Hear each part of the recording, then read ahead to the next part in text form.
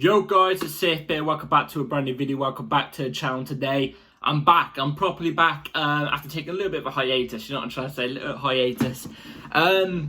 There's been not much to really talk about on this page recently, obviously because there's been an international break. No Chelsea news really to do with transfers either and stuff like that. But there has been a load of stuff about the ownership, and I think there needs to be a video regarding the ownership from my standpoint to be put out, and like my problems and stuff like that and everything. So yeah, today's going to be a video dedicated to that. So before we do get into the video, please like, subscribe, hit the bell notification so notified every time I load a video. Also, first link in the description is my streaming channel, my streaming page, sorry. Go and check that out. It'd be very much appreciated. I stream on there quite regularly, but it's not really football content. It's usually playing games with my mates. So yeah, go and check that out. It'd be very much appreciated. And yeah, let's jump straight into it because there needs to be a video here delivered straight to the ownership because it's toxic right now between the fan base and the ownership. It's toxic. I was born in 2004. I've never ever seen it like this between the Chelsea fans and the ownership. I've never seen it. I've never seen a divide like this in my life, and it's severely bad and deservedly so. So let's get into the video because there's been back and forth. There's been back and forth between the Chelsea Supporters Trust, sorry, and the ownership, or if you want to say the ownership. So yeah. Let's get into the receipts first. Let's get into the receipts first before we actually talk about my opinions on everything. So yeah, support the Chelsea Supporters Trust, which is like an unofficial Chelsea fan page or whatever you want to call it. You know, you can join and be a member on there as well. Yeah, go and check that out. Go and check that out. I can't speak. Go and check them out. It's a very, very good page. They wrote a letter to the Chelsea ownership, as you can see right here. The Chelsea Supporters Trust letter issued to Chelsea FC on the 8th of the 3rd, 2024. Supporters moved at its lowest since 1980s due to lack of direction, communication from board. You can read everything else there, but they writ a massive ass letter, as you can tell there. We're not going to read it on that. We're going to read through the bullet points that some other page has done to do with the main points that they put out. They writ a big letter, and this is basically what the letter said. So Chelsea PYS, or whatever you call him, Chelsea, I don't know, but yeah, this is what he said. So breaking, Chelsea Supporters Trust sent a 1,500 word letter to Beheadeh Bally and Todd Bowley last month, where an urgent requirement to engage with the wider fan base and set out a host of issues. Bullet point 1 is a fast-growing lack of trust towards the board, the feeling Chelsea is becoming a laughingstock, broken pledges of pricing, a failure of existing supporter mechanisms, or whatever you want to call that. So, the Chelsea Supporters Trust wanted to know where's the direction going. Speak out to us Chelsea fans on what is happening right now. What are we doing? Where are we going? What direction are we going in right now? And they did get a response. They got a response, and the reason why it's only just come out recently, this was 4 days ago, by the way. Sorry it's late, but they got a response. As you can tell right here at the top, the very top one is their response. So on the 20th of the 3rd, 2024, our letter was responded to by the Chelsea FC Chief I can't even say that word, but you know what it is, Officer Chris Jurasek. And the letter at the bottom is the Chelsea Supporters Trust responding straight away back to him. So, you know, it took a while for, you know, the chief executive, I don't even know how to say it, to respond to him, yeah? But it wasn't even the ownership that responded back. The Chelsea Supporters Trust wanted Eghbali and Todd to come out and, you know, give their words. You know, you're the owners, you know what the direction is, except we've got this guy, Chris Jurasek, coming out. Now, I've got a problem with Chris Jurasek. You know, we're going to get into it, actually. We're going to get into my problem with Chris Jurasek after, actually. But, again, here's a bit of a lowdown on it, because we're not going to read the letter. But here's a little bit of a lowdown on it. So, the Chelsea Supporters Trust wrote a letter to Todd Bowley and Eghbali and Chelsea fans' concerns about ticket prices, claiming a lack of engagement could lead to irreversible toxicity. They got a letter back from CEO Chris Jurasek, who spoke about the necessity, I can't even spell today, I'm sorry, I can't spell today, to increase revenue to put us on the par with our rivals. I can't spell today, but his letter back was all financial. All he spoke about was financial stuff. He wants to be put on par with our rivals in terms of financial. So like ticket prices, you know, just everything to do with the financial aspect. Not what's going on the pitch. Not reassurance of where we're heading. No, he just wants to speak about the financial part, which I think his job is to do with the financial part, if I'm not mistaken. This is the exact same guy who a month ago came out and said to us Chelsea fans that he sees us as customers. He sees us as customers. Do you know what? I rate the honesty, mate. I rate the honesty, but honesty isn't always the best policy at this rate, mate. Not with how toxic this is all going. If this guy responds back to the letter back from the Chelsea Sports Trust, if it's him again, there's going to be some problems between me and Chris Jurasek. In fact, there actually already is. How dare you? How dare you come out and call us customers? How dare you? We love this club. We love this club more than you. We're going to be here even after you go. Do you know what I'm trying to say? Even after you go, we're going to be here and loving this club to the moment that we die. How dare you come out and call us customers? I get it in a sense because, like, you know what I mean? Like, we buy the merchandise. We buy the tickets. We will fall into their path of raising the ticket prices, which I've got a problem with. We are raising we are apparently, it's still not 100% confirmed, but this is what's been coming out from loads of places. We're apparently going to be raising up the tickets by 20%. Tottenham released their tickets by 6%, and their fans were in outrage. City's released theirs were going to release theirs by like 4% or something like that, and their fans were in outrage. Now, I can understand that because, you know, obviously, there's the whole, what's it called, with the increase in prices, and inflation, you know, it's up by like, I think 5% or something like that, so at least it's in line with inflation. 20%. Not 6%, not 5%, not 4%. That, in a way, I can kind of understand. 20%. I was hoping, I'm looking to start work soon, which will be difficult to get uploading videos, but I will still upload videos, don't get me wrong, but I'm looking to start work soon. And I was really hoping to gather enough money before the season starts to hopefully get season tickets for me and my grandparents. It's always been a dream of mine. You know, they're Chelsea fans, I'm Chelsea fans. I always watch the games with them. You know what I'm trying to say? I always leave my house with mum and dad to go to my nan and granddad's when Chelsea play, to watch them with my nan and granddad. 20%, that's pretty much impossible. Like, admittedly, I live far away from the ground, so it's an expensive journey up there as it is. 20% to watch this shite. City releasing theirs we're going to release theirs by 4, and they're one of the best teams in the world. We are not. We've been mid-table for the past 2 seasons, yet you want to raise the price? Absolutely despicable. And the fact that he's come out and said this, all he cares about revenue is technically, that's all he's came out and said. He doesn't even address the main letter. That it's a 1,500 letter from the Chelsea Supporters Trust, and you get literally 1 page. It's barely even 1 page. Disgraceful. Absolute disgraceful. And obviously, the Chelsea Supporters Trust responded back, and deservedly so. If you haven't gone and checked those 2 things out before, if you're living under a rock or something like that, go and check it out on the pages that I've just, you know, got them from. But it's absolutely disgusting. And now let's go on to what has been coming out, which was like a day after or 2 days after the letters were released. This was what was released around the stadium. Clown Lake.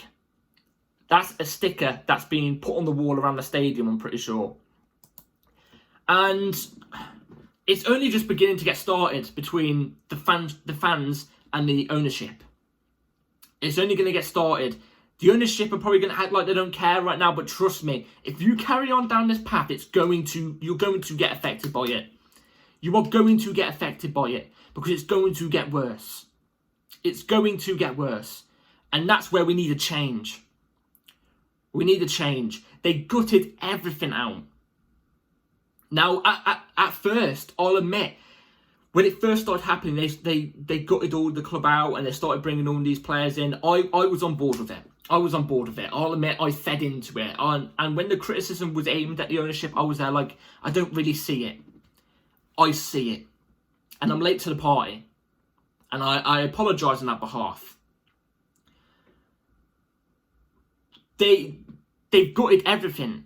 Everything that was winning, you know, with experience, that was there at the top of the levels for many years, they gutted. Even the bloody toilet cleaners, I bet you they gutted them out. You know? And you wonder why where we are right now. Why are we where we are right now? They haven't brought experienced players in. They brought inexperienced players in. They're preparing for the future in 5 years' time when, who knows, in 5 years' time, these experienced players who are kicking on right now, even a Cole Palmer, for example, who knows, in 5 years' time, he might not even be the same player he is right now. He might not even reach anywhere near his potential he is right now. You look at players like Callum Hudson-Odoi and Mason Mount, you know, they started off so well. And then they take a dip down. Mason Mount was different to Hudson-Odoi. Hudson-Odoi got the injury after he was performing brilliantly, and then ever since then it's been a decline. Mason Mount, on top of the world, looked like one of the best young talents. All of a sudden just took a dip down. It can easily happen with every single one of these youngsters we brought. And there's more of a chance of that happening now than there ever has been, because we don't have any experienced players to lead that way for these young players to look up to.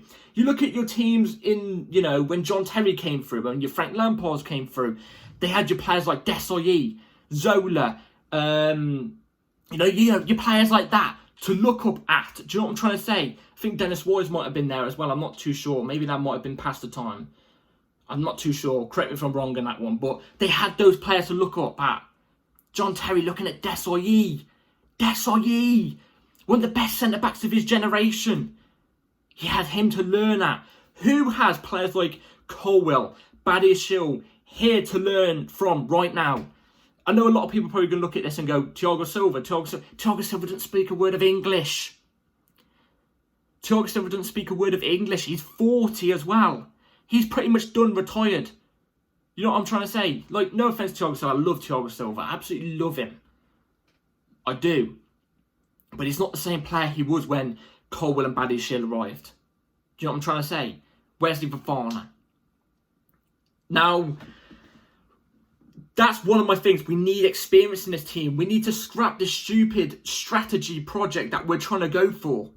Otherwise, I'm telling you, it's going to be another season of mid-table. It's going to be another season of mid-table. You know what I'm trying to say? I don't care about how the football is being played. I don't care about, you know, if we're playing brilliant football. We want to play like Arsenal and stuff. I don't want to play like Arsenal. What I want is for us to be winning. I want us to be top of the table, winning the titles. You know what I'm trying to say? Jose Mourinho said it perfectly. What team... This was like in 2014 or something like that. He was like, what team plays better than us? And one of the journalists said something like Arsenal. He went, Arsenal? How far are they behind us? 10 points. Okay, Arsenal may play more sexy football than us, but where are they in the table? 10 points behind us. You know what I'm trying to say? It's winning. Football, a team is there to compete, to win the big stuff. Every football club has a dream to win the biggest of the big trophies. You know what I'm trying to say? I'm running out of words to how to say this. We are now looking also at some Brazilian 17-year-old we're looking to splash 60 mil on. We need that 60 million to put on a striker, an experienced world-class striker. Who's your man? Osimhen. I was going to say Diego Costa then. Osimhen. There's all this financial... sorry about that, guys. There's all this financial thing that's going on about us right now. Like, we might be getting a point deduction or, like, I don't know, a transfer ban or something like that because we've spent too much and spent silly. Correctly so, we've spent silly. But you look at spend 60 million euros on a 17-year-old winger who could flop easily. He's 17. He won't even be in the team for about 3 years' time. Where you can put that 60 million towards an experienced, world-class striker like Victor Osimhen. who the team needs right now. But they won't do that. They'll go and look for the next young kid. That's the thing. And now I'm starting to see the light. I'm starting to see the light. I don't mind us buying young players. You know, your Kendrick Piazes and, you know, your Estavo Williams and stuff like that. I don't mind us buying players like that ready for the future, as long as you're buying experienced players right now. Because who are these young players going to learn off with these young players we've currently got right now? The ones that we're buying, you know, your Piazes, your Estavo Williams, if we do get him and stuff like that. Are they going to learn off, you know, are they going to learn off your Cole Palmers and your Badia Shields and stuff like that, when even your Cole Palmers and Badia Shields haven't got that experienced player to look at? So they're going to be, I don't know, let's just say it doesn't go right in the next 5 years, but they're still at the club, and the Kendrick Piazes come in. They're going to be looking at people who've been finishing mid-table. They won't know any better. We need experience in this team more than anything. I'm not asking for, you know, I'm not saying buy loads of experience. I'm asking for 4 or 5 top quality experienced players. You know, players that we're linked with, like, you know, Victor Osimhen, Alphonso Davies. Alphonso Davies is young. Osimhen you could consider young as well, but they've been around the block for ages. They've won stuff for ages, especially Alphonso Davies. He's won everything at Bayern Munich. They can lead this team. They're world class. They technically fit your, you know, your project you want to go with, this under-25 policy malarkey. In my opinion, scrap it off. Scrap it off. I've been saying this for about a month or 2 now. Scrap it off. It's not going to work. And this thing as well with buying... This brings me on to my next point. The manager situation. Holy moly. The ownership need to suck it up with their ego and actually buy a winner. Winning manager. They got rid of a winning manager, Tuchel, for Graham Potter, who I think Graham Potter could have been a good coach, but it was too early. It was too early for him. They brought him. Graham Potter's a yes man as well. You could tell that. The ownership don't... And then obviously we sacked Potter. And then we bring in Pochettino, with the guy without a CV. The guy without a good CV. Bring him in. And you can tell Pochettino's a yes man as well. What is it with these ownership with buying yes men managers? Do you not want it? But do you not want it put to you? It's the fact that we buy yes men managers. I'll tell you the reason why we do that, because we've got this young project thing where we buy young players. If this was a Mourinho in charge of this team, or a Diego Simeone, or a Zidane, or an Ancelotti in charge of this team, and we keep buying young players for these managers. What these Ancelotti's, Mourinho's would say to him is, what the hell are you doing? They would kick up a fuss to the ownership. The ownership don't want to deal with that. That's why they're dealing with a Pochettino, a Potter, who go, oh, yes, sir. Yes, sir. We'll deal with that. We'll deal with that. Acting like it's all fine. They don't want the fight with the top managers because they know they were going to put towards them because they know how to win. You know what I'm trying to say? These ownership just want to dictate everything. Now, I gotta admit, not everything is bad with the ownership. Now, you're probably thinking, oh, what's not bad? They put us in a bad position. I don't not rate their commitment. You don't spend $1 billion without being committed. Let's clear that up right now. They are committed in some sort of sense. You don't splash £1 billion on a football team as soon as you come in without wanting to win. But it's the wrong way to win. It's the wrong path. You're choosing the wrong path. Quit while we're somewhat ahead of it. Do you know what I'm trying to say? Just quit it. Before next season, get rid of the players that aren't good enough, the young players that aren't good enough. Get rid of them. And buy inexperienced players and bring in a manager who could come in and start winning, who has a winning CV. Let them do the job. And also, get rid of these 2 sporting directors. Why do you need 2 sporting directors? I don't know. Get rid of Paul Winstanley and Lawrence Stewart, please. Bring me one world-class, experienced director. You know, Michael Edwards was on the market not long ago. You didn't take him. Instead of Liverpool have gone for him. We did go for him, but like at the time he was on a holiday. He probably used that excuse to say, nah, this project is shit. That's what it was, because he's ended up going straight to Liverpool. You can bet your bottom dollar he's going to sort them out and get them for the next 10 years sorted. We needed something like that. We needed something like that. We've got to sack this stupid thing off while we're ahead and plan ready for next season, because I'm telling you this, we cannot deal with another season of going mid-table. That'll be 3 years on a trot, mid-table. For a big club like Chelsea Football Club, one of the biggest clubs in the world, one of the biggest clubs in Europe, one of the most successful teams in Europe. You know, we are the pride of London, do you know what I'm trying to say? We cannot accept being mid-table again 3 years on the trot.